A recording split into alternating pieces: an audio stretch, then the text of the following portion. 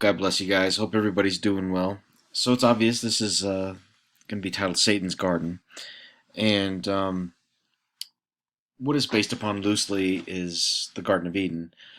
We know that God does many wonderful things, and Satan will try to copy them, but he always has a perverted twist and evil intention as to what he's trying to accomplish. But his proclamation of "I will be like the Most High" in the Bible, gives us, it's probably one of the most important verses to me because it gives me a plan it gives me a battle plan of how to try to see what he's doing in this world. And so it's almost like his out of his pride, it kind of sealed his fate because we can exploit his plans based upon just that statement alone. And this obviously isn't supposed to be the first video you should watch from me, so hopefully you've watched others to kind of gain an understanding, hopefully, that I've conveyed through the Holy Spirit that some of the things that he has done. And it's the content of this is obviously not for young children or for those that aren't set well with the Lord. So the best way to start this off is obviously with the Garden of Eden. And you look at the Garden of Eden in the Bible and different texts, and it's obviously a lush, beautiful place. It talks about four rivers that come together to form what would be in a valley, I would presume. So there's trees, there's greenery, there's fruit, there's ample animals. All the animals came to Adam to be named and to be accounted for through him. And we also know with Adam and, of course, Eve, that they were farmers. Based upon, Adam was a tiller of the earth. Eve was his helpmate. And, of course, if you look at that in a spiritual perspective, they were supposed to be teaching the things of God to the multitudes. But I'm not going to get into all that here. I've done that in other videos about the whole purpose of Adam and Eve and everything else. But they were God's set apart creation to work the earth, to be bondservants to the earth. And when we look at Adam, I always wondered this. This always was a thought in my mind. Is comes out red, everything's red, and I also remember Edom and Esau was red, and I was like, what's the connection here? I'm not sure where I left off. I had a phone call, but I think I was talking about Adam and Esau both having ties to red. Of course, H119. Of course, the Adam means red all over, and this obviously goes back to Esau, who came out red. His name was called Edom, and that goes back to obviously red as well. So it's a simple connection, and I always wondered, like, why is this so connected? And the Garden of Eden. So it was an intimate place where God made his creation, Adam. It was an intimate place. God walked with Adam. He spoke to Adam. He formed Adam with his hands. He breathed into him the life. And I want you to kind of think along the flip side of that. So the flip side of that would be he formed him. How does Satan form things? Well, he's a DNA manipulator. And so his breath is obviously not life-giving. And you also have the voice, the demonic presence. And that accompanies a lot of different things in the paranormal. Obviously spirits, ghosts, all that stuff. I'm kind of just relaying to or whatever. But that's kind of the mindset of where we're going with this. But when I did a study, on Esau with the Sasquatch because the hairy thing, I was like, something's got to be here, and there was.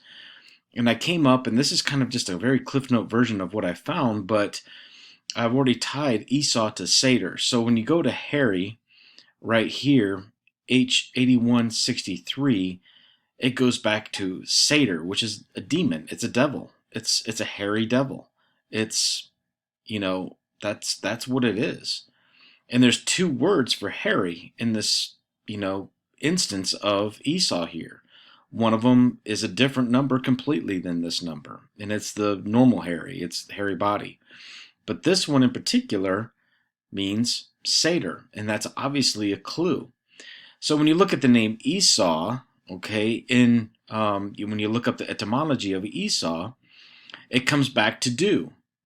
And it kind of, this website I use breaks it down like almost to every possible outcome of this word, of what it can mean. And it means to do, to exercise power, to exercise sovereignty, to do evil. It could also mean to do kindness. Okay, that doesn't apply here, but it's to exercise sovereignty, to do evil, to make or fashion, to bring about something, to destroy something, to produce something. And that all ties back to an evil work of doing all of these things in the womb of Rebekah. And that's exactly what he did. The Lord tells Rebekah, you have two kingdoms in your womb. All right, Jacob was one, the kingdom of God, and the enemy's kingdom. They were in struggle in the womb. The name Esau means to do an evil work. The name Harry means satyr. He did an evil work in the womb of Rebekah. And so as we were looking at this, so that's, in a sense, if you look at Adam, back again here, as God's creation of red, this is the evil twist to that. This is the evil twist that the enemy has done in quote unquote creating or fashioning or to do, exercising power over DNA, over the manipulation of flesh and, fertility. He made this thing, whatever this satyr really is what the devil made. And this goes back to Gadara. All right, there's a reference here to Gadara, a demon possessed in the goat-like swine of Gadara. All right, Gadara. And that brought me to a book I read. All right, so pause right here for a second. The book I read is called The Beast of Bray Road. And The Beast of Bray Road talks about a werewolf. And you look at it and you're like, oh my gosh, what kind of kid's book is this? What kind of nonsense is this? Well, The Beast of Bray Road was a series of sightings that occurred from this date all the way up until the late 1900s, 1980s, 1990s, I believe, is when they kind of tapered off. But this was the first one, and it was made by a guy, Mark Scheckelman, and he describes this creature. And I'm just going to go ahead and read this. So Mark Scheckelman claimed he saw a half-wolf, half-man creature east of Jefferson, Wisconsin, along Highway 18. He was driving down the road when he saw the beast digging in an old Indian ground. So here we have a graveyard, and this beast digging in the graveyard. He described it as covered with hair, over 6 feet tall, standing upright with a muzzled face and features of a canine, and also an ape. He said the beast's hands were very strange and twisted, with a twisted thumb and only 3 fingers. So he's close enough to see this thing up close and personal. Schackelman also described the stench that emanated from the beast, similar to decaying meat. Keep that in mind, we'll talk about that later, decaying meat. He returned the following day to see the creature, and it was still there. This time it spoke a 3-syllable word that sounded like Gadra, with the second syllable being emphasized. I believe he was saying Gadara.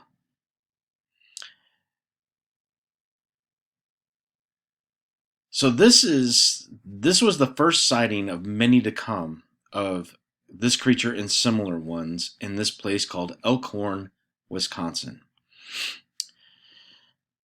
So for time's sake, I've attached a little thing here about the Beast of Bray Road and Elkhorn. Okay. So the Beast of Bray Road, reported in 1936, like we just talked about, started in Elkhorn, Wisconsin. And like I said, there's a rash of sightings that span from the late 1980s to the early 1900s. Or the 1990s, I'm sorry. So so you had this sighting, and then there's other ones. And with this cutout here, I've enclosed a document that gives a timeline of sightings. So like the next one was, I don't know, 4 or 5 years later or whatever it was. I'd have to look. But anyway, it goes on from that first reported sighting to a rash of them between the 1980s and 1990s. Okay, so this lady, Linda Godfrey, is pretty neat. She was a reporter at the town and she was very skeptical. However, she later becomes convinced and she writes several books. One's called The Beast of Bray Road, another one is called Monsters Among Us, and she gets into a little bit of the spiritual side of things. I don't think she's seen the complete picture here, but she's got an understanding that something is definitely paranormal going on, and these people aren't just seeing things. And they describe this as sometimes as a bear-like creature, but it's a hairy biped resembling a Bigfoot and a usually large, several feet tall on all fours. It's 2 to 4 feet tall on all fours, standing 7 feet tall when it's upright. Intelligent werewolf-type creature, able to walk on its hind legs, weighing 400 to 700 pounds. And fur is gray, usually resembles a dog or a bear's fur. So that's what people were seeing. Now, like I said, I have the book. I got like all these sightings in here of all different types of people, kids, town folk, whoever. Small town, Elkhorn, Wisconsin. But anyway, it was just a very, very unusual thing that occurred here. They got some pictures of it. You can find it online. Some of the pictures look fake, some don't. Some are mixed in, but again, that's for your homework to do, but this is a very interesting topic. Elkhorn really stuck out to me, and we'll get into that here in a minute.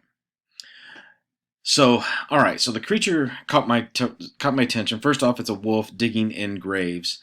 We go back to Jesus' miracles. Obviously, he casts out wicked spirits of a man, and he was also living in the tombs of Gadara. He was also exceedingly strong, and nothing could hold him, not even chains. All right, so this was a possessed man in Gadara, and he goes on to name him Legion. Jesus does, or doesn't name him, but that's who the spirit claims to be. So the smell of decaying meat is often accompanied by Bigfoot creatures and these dogmen sightings. And these are all over the United States, by the way. These are really picking up, but a lot of people are seeing these. So this decaying meat, and I'll illustrate an encounter later on where one of these things was shot several times and it walked away, and the gunshots actually blew the flesh off the creature, kind of just winced a little bit, and the flesh fell off of it, and they eventually went and picked up the flesh, and there was no blood, and it was like very, very, like it had been, like if you were to go to the grocery store and leave meat sitting out for a few days, that's kind of what it looked like. It was gray. It was really disgusting looking. So again, the town's name was Elkhorn, and I got me looking at Cernunnos, because I found that interesting that Elkhorn, here we have Elkhorn and we have, this creature. What's going on? Is there a connection here? And the guy actually that named the town found a set of elkhorns up in a tree, and the name stuck. So Cernunnos is obviously the horn god. Many people know about Cernunnos because of CERN, which is over in Europe as the particle collider, obviously opened up a portal for the demonic. That's not really what I'm going to talk about here. All right, but this is Cernunnos here. This is on a cauldron, believe it or not. It's called the Gunstrup Cauldron, and we're going to talk about that here in a minute. So this is the horn god Cernunnos, god of animals, as it says, and god of fertility. And fertility really means a reproduction. All right, so just a quick picture of Cernunnos, and this light is horn god capable to produce offspring. There was a role of him as god of the animals, or nature, or fertility, god of travel, etc. All right, most of us kind of have an understanding of CERN, or at least what CERN is. Again, this goes back to Cernunnos, another clip out that shows him Lord of the Animals and Lord of the Wild Things, which reminded me of where the wild things are. We'll get into that in just a second. So here we go back to the verse about, or the chapter of Esau and Jacob. And she was barren, so she was not able to produce children. So here we have this fertility, excuse me. quote unquote God. Two nations are in the womb in a manner of two different types of people. So this all kind of coincides here with what we had going on with Rebecca. Where the Wild Things Are. This is a child's book, and I would urge you to take a look at it, at least on Wikipedia. This boy is acting out, and he is basically sentenced to his room to go to bed without any dinner. And he puts on this costume of a wolf. You see his little wolf paw prints or whatever, his feet. And he wants to go, and his room transforms into this different place. And he goes and befriends all these creatures, and they worship him as kind of a god or a king. Does this sound familiar? Notice all these creatures are a mixed species. You have this, looks like fish scales and claw feet and horns and teeth. You know, different types of feet over here, some sort of web-looking feet. Got the wolf tails. You have a bird over here that walks upright, no wings, but yet has claws. A bull's head with human feet. So you can see in light of this children's book, a DNA manipulation going on with a cast out person who is ruling them. And again, this wolf boy cast out sounds a lot like what happened in heaven. And he is making his own type of entertainment, his own kingdom, essentially. So the best known image of Cernunnos is depicted on this 1st century cauldron called the Gunstrip Cauldron. And let's look at actually what a cauldron is, all right, because it's kind of important. Cauldron is a cast iron kettle used for boiling over an open fire, all right. It comes back to the word hot or hot bath is the etymology.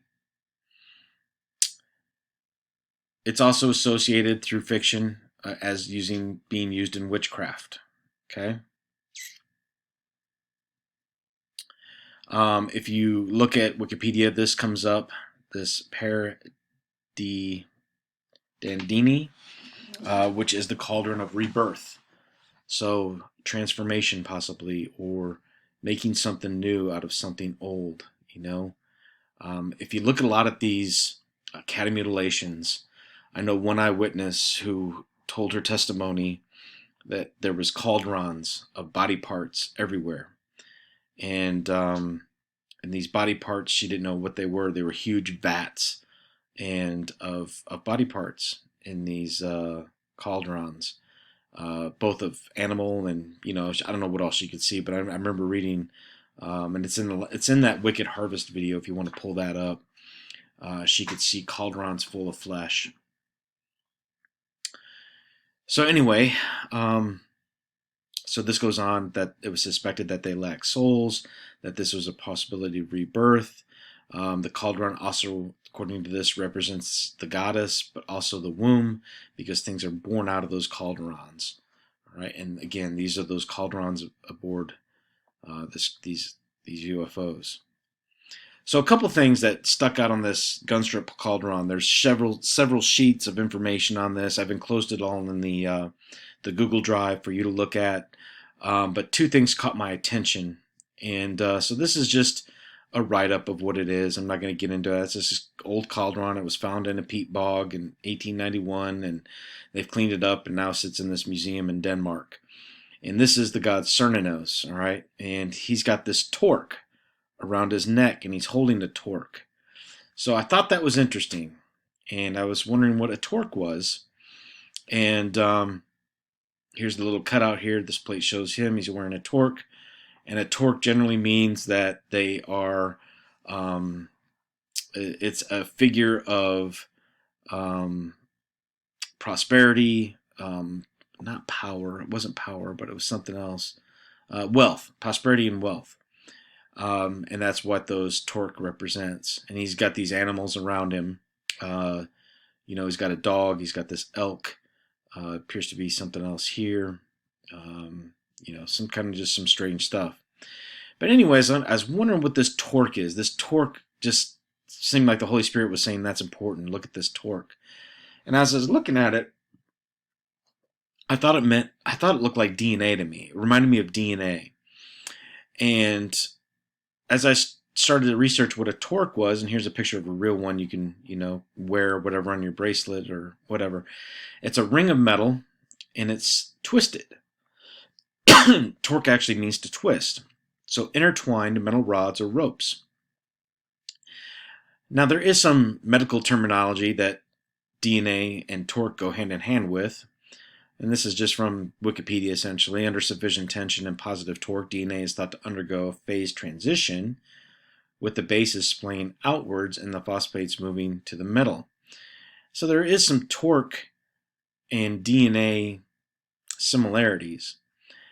And I'm pretty sure, I'm thinking that this is exactly what he is showing he is in control of, is this DNA of the animals.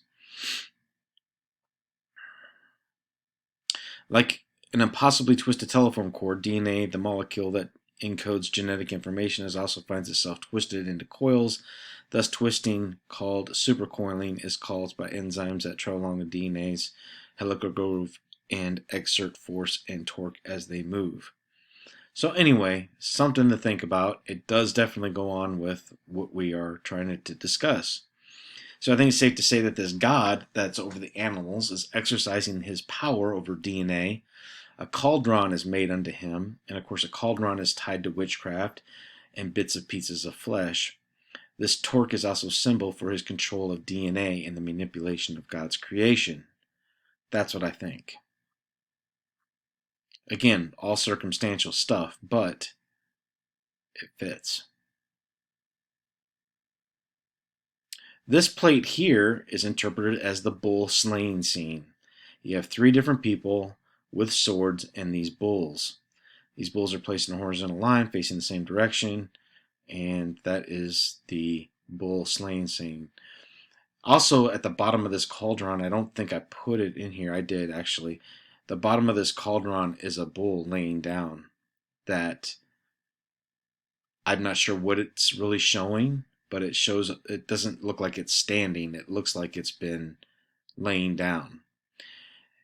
And what types of animals are always in these mutilations? It's mostly cattle, horses, and cattle, generally speaking. Very few horses to what I've seen as far as cattle are concerned, though.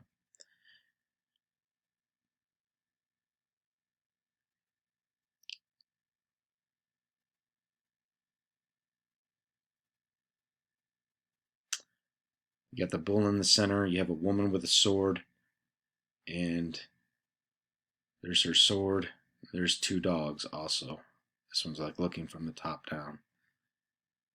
So is what we're seeing is this cauldron, which is a womb, which we have a woman with a sword taking down this bull.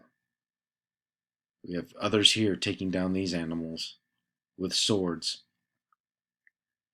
Is this what we're seeing as far as these livestock and cattle mutilations?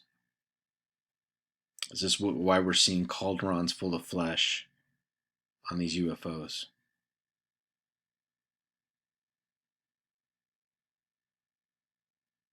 So if we look at the Word of God, supporting books, history, current events, how would we describe the Garden of Eden that Satan would desire to manifest? Lush and green on one hand, what's the other hand? A desert? Life on one hand, death on the other. Walking with God intimately, walking with a fallen entity, scared half to death. Polar opposites. So I want to tell you about a place that just might fit this description of a garden, or in this case, ranch. Garden and ranch are pretty much synonymous, aren't they not? They can be very close. By definition, a ranch is a place where landowners care for animals and grow crops. Isn't this exactly like Adam and Eve? The tiller and his helpmeet? In a sense, they were the worst, In a sense, they were the world's first ranchers or farmers. Yes or no? Yes, they were. And Satan's wicked twist on that would be a place called Skinwalker Ranch. Again, lush green, lots of fruit, full of life, full of love. On the other hand, you'd have desert. You'd have, instead of walking with God, quote unquote God, Satan would be interfering with you, messing with you, intimidating you, scaring you, frightening you, destroying what you have, putting you in fear.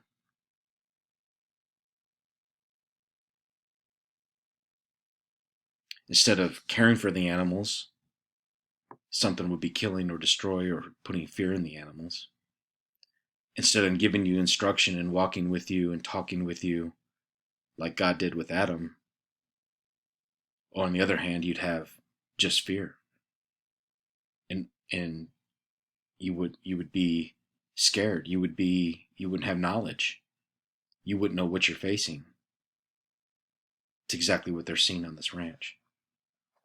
There's a place in northeastern Utah that's roughly 480 acres. For the past 200 years, it has a recorded 200 years, guys, 200 years of this, a recorded history of every possible phenomenal event or paranormal event that you can imagine has happened. So let's take a few of these. Have there been Bigfoots? Yes.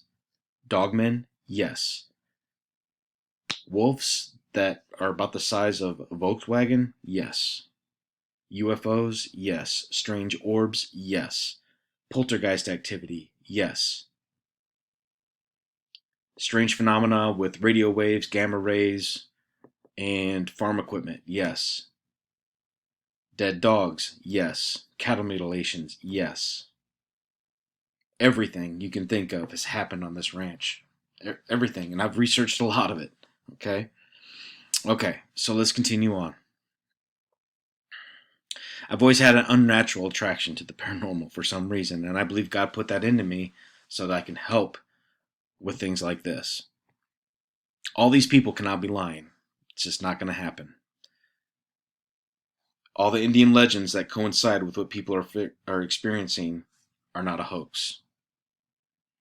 Since being born again, I found in my spiritual eyesight that I'm drawn to explain how some of these events can tie into Scripture, or at least exploit the plans of the enemy.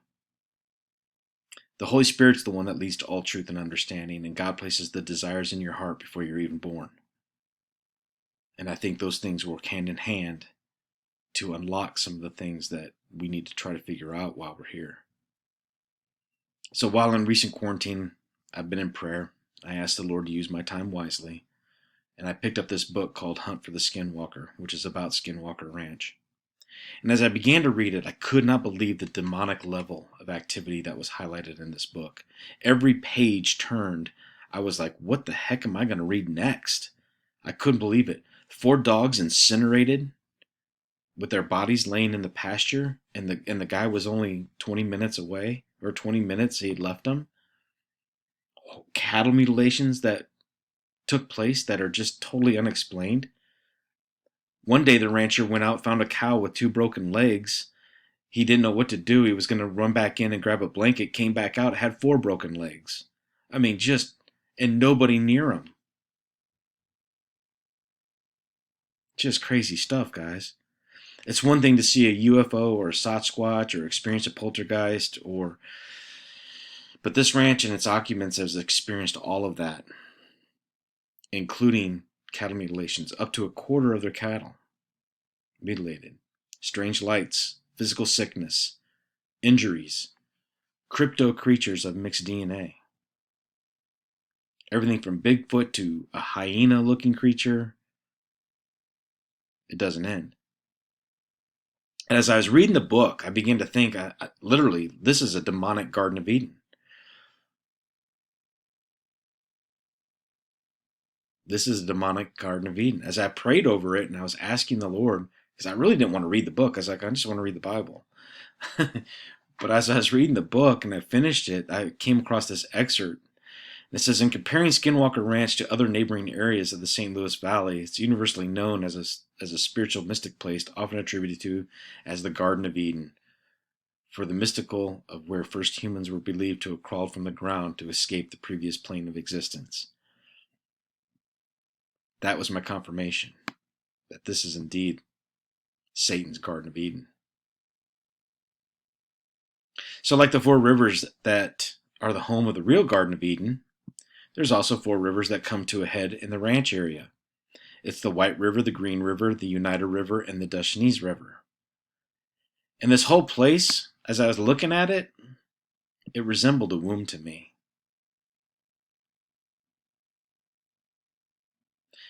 You have all this, and if you're not good with maps, I'll help you out.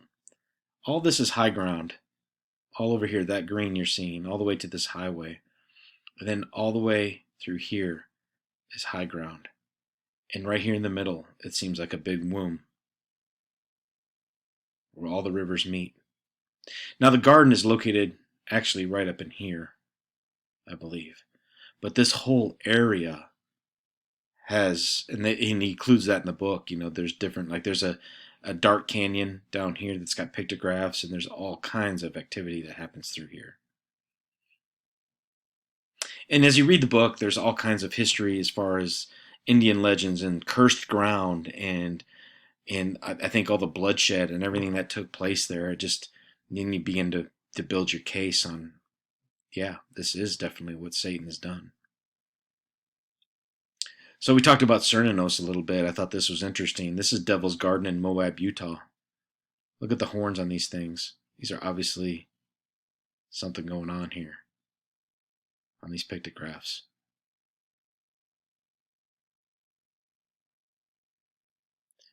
This is the book and this is the movie that I would recommend.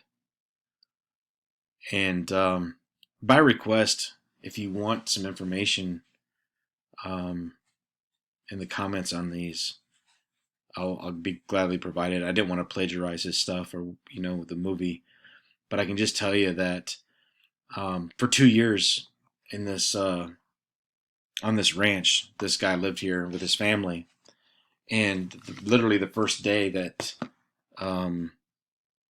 they lived there, one of the very first days, they had their cattle out and they had a new calf, and this wolf that was huge, and they didn't know what it was. It was some sort of interbred animal.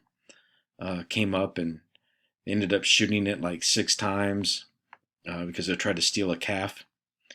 And that's the one the flesh that flew off of, and it just trotted away like nothing mattered. He shot it twice with a 30-06 and 4 times with a 357 Magnum. And a wolf didn't go down at all. And there was no blood at all. Just some of the things in here. If you want me to highlight, I'll do a part 2 video. So just by request, if you want me to highlight some things in here, I'll give you the page numbers and just highlight a few stories.